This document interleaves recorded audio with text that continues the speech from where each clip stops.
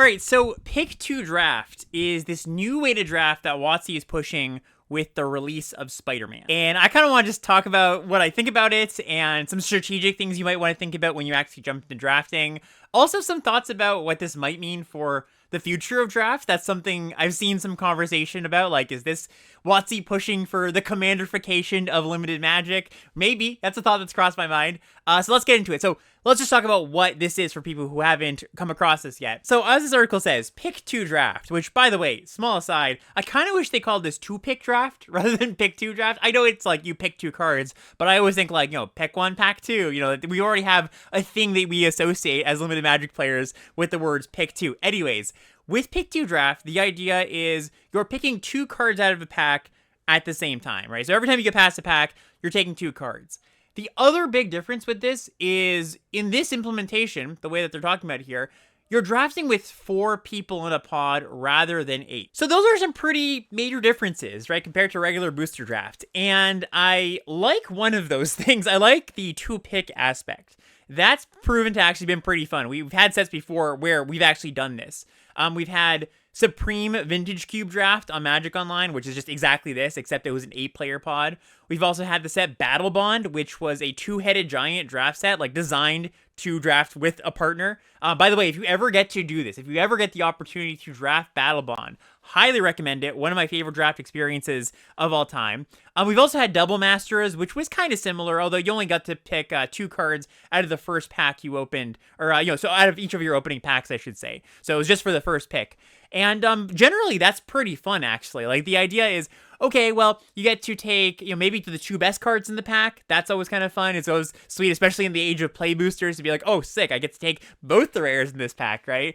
Or you get to take 2 very synergistic cards, right? Maybe like a payoff and an enabler. There was even the opportunity to draft Pick 2 Draft a couple weeks ago, because on Arena, there was, for the midweek Magic event, was Pick 2 Draft for Foundations, I believe. And my take on the taking 2 cards out of a pack aspect, that seems to be, from what I've gathered, from what I've heard, seems to be a sentiment that's echoed amongst the people that drafted it so far. So yeah, that's thumbs up. I actually really like that aspect. We'll get into some strategy in a second on that. The part I'm a lot more iffy on is the 4 players per pod aspect of this. So when your pods get smaller, generally what this means is your deck will be, on average, less synergistic.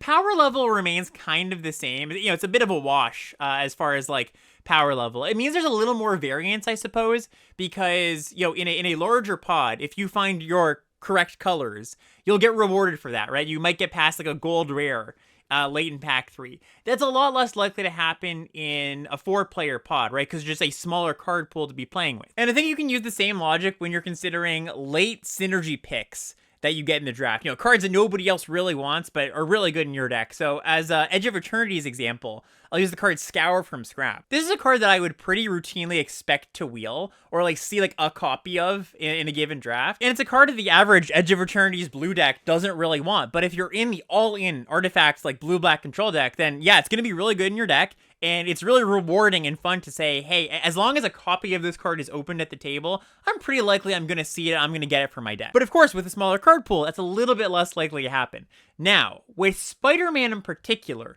the card pool, I've been saying card pool to refer to how many cards you're going to see in the draft you're in. But the Spider-Man card pool is actually literally smaller, right? There's only 180 cards.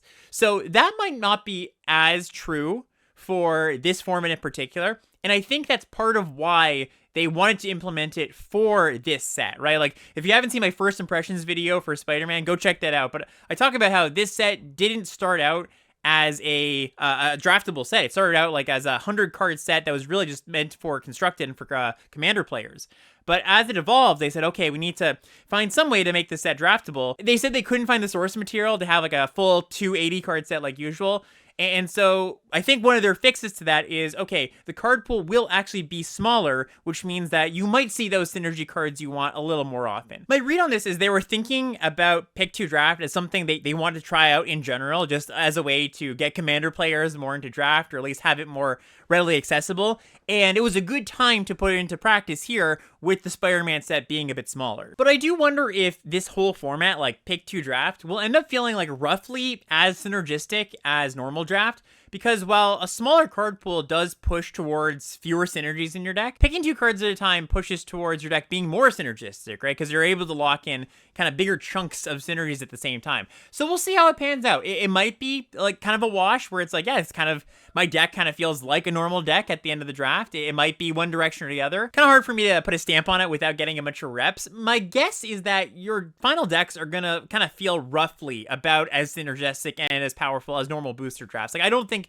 you're gonna feel like, oh man, this is so different. But I do think that the actual act of drafting, like the experience, might be a little bit less exciting just because you're seeing fewer different cards, both because it's a smaller card pool and because the set itself, like Spider-Man, is a bit smaller. The overall vibes on it are kind of like, I think this is gonna be a fine draft experience. Yeah, like my take, as I know a lot of people watching's take, is, you know, limited magic is limited magic. You can put a twist on it. We're still going to enjoy it. That's my take. I know some people might feel a little bit different about that. I think if you replace a 4-player pod with an 8-player pod, a lot of my concerns or worries go away, because like I said, we've had proof of concept that that's actually really fun, and the taking 2 cards aspect is pretty cool. But yeah, we'll just have to see how things pan out. I guess one nice thing I can say about 4-player pods is your drafts will very likely be quicker than an 8-player pod, right? Just generally, when a pod takes 20-25 minutes to finish the draft, it's because there's like 1 or 2 drafters that are like just holding up the entire draft. And with fewer players, it's just a little bit less likely to happen. Now let's get a little bit into strategy, some thoughts on how you actually want to approach these drafts.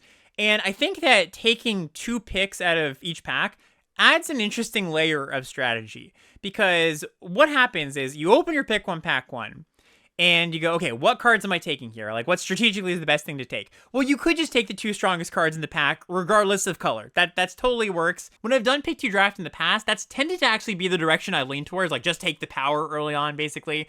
But you could also, instead of taking the 2 strongest cards in the pack straight up, take the strongest card in the pack, like that white rare in our example, and a card that's not the 2nd best card in the pack, might be like the 4th or 3rd best card in the pack, but is of the same color as your rare, or goes in the same archetype as your rare. There's a lot to be said for that too. And I guess strategically, the way you want to think about this is the wider the gap is between card B and C in our example. So like card A is our awesome white rare, card B is the good green uncommon, card C is the white card that, you know, isn't the best card or the 2nd best card in the pack. The bigger the gap between cards B and C, the more likely it is that you should just take the more powerful card. But if the gap is pretty close, right, it's like, okay, the green uncommon and the white common are pretty close in power. Yeah, of course, you want to just take the card that goes with your rare and get deeper into one color. Another wrinkle with this, with the Spider-Man set in particular, is that you don't really want to take a white card and a red card, pick 1, pack 1, right? Because there's no red-white archetype. There's only 5 archetypes in this set because it's a smaller set. So, you know, you could also argue that taking a white card and a green card, even though they're not the same color, actually isn't that dissonant with each other, right? It's actually putting you in one of the 2 white archetypes, right? It's not like you're like, oh, I take 2 white cards. I'm so flexible. I could be any of the archetypes. Taking 2 white cards in Spider-Man is only leaving you open to 2 of the archetypes, where in a normal draft set, that would be leaving you open to 4 archetypes. Which again is another push to just saying, I think in general, you just want to take the 2 strongest cards out of the pack, as long as they're not like a blue card and a red card, as long as they're not the enemy colors. Another pretty big thing when you're considering a 4-player pod is that signals become way more important and also way more obvious. In an 8-player draft, generally what you care about isn't what the person on the opposite side of the table from you is doing. Like that person has a very little influence on your draft. Really, it's the people next to you, and then, you know, to a lesser degree, the people next to them. But in a 4-player draft, you're basically next to everybody. I mean, yeah, there's one person that's across from you, but they're still very, very close to you. So when you get your wheel pack back around, like, you know what people took, and you know what people are in a lot quicker and a lot easier, especially if a gold card wheels, right? That's a pretty big thing where you're like, okay, like that's a pretty big signal.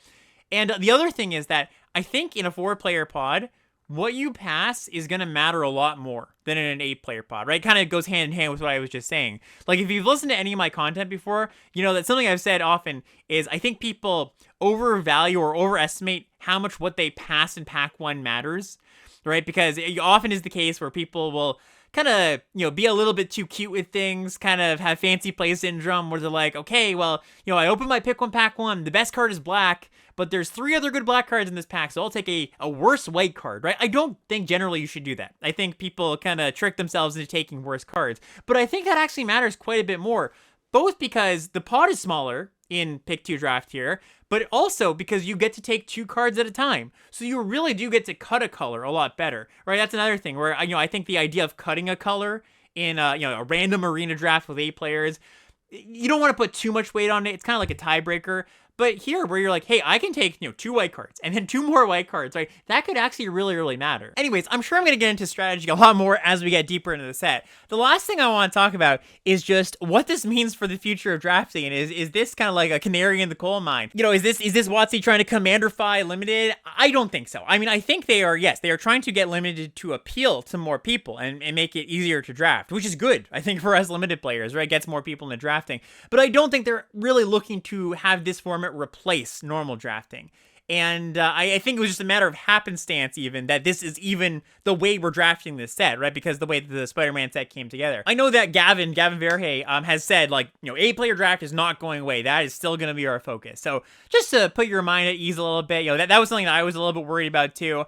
It could take a turn, right? It definitely, WotC changes their mind all the time. But right now, I wouldn't look at this as like, oh god, there's such a blight on the game. I think WotC just kind of saw an opportunity of like, well, 2-pick drafts kind of solve some issues we have for this set, and it's a good way to get commander players to play. I think it's kind of killing 2 birds with 1 stone, essentially. I don't think this is some grand master plan to turn limited into a commander format.